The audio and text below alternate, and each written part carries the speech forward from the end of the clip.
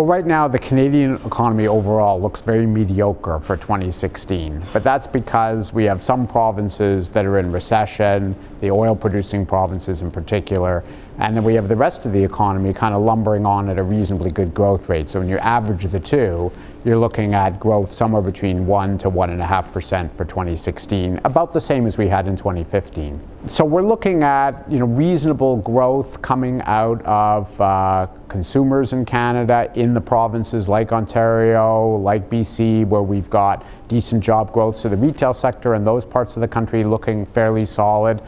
We are losing jobs in the oil patch. We're seeing rising office vacancy rates in cities like Calgary as a result of that.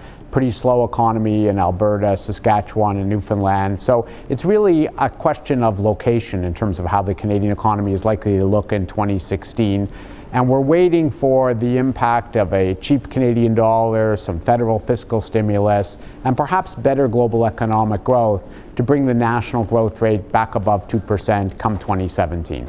One of the recipes to allow the Canadian economy to adjust what's likely to be a long run of lower oil prices than at least we would like to see is to keep the Canadian dollar somewhere in the 75-cent range over the medium term.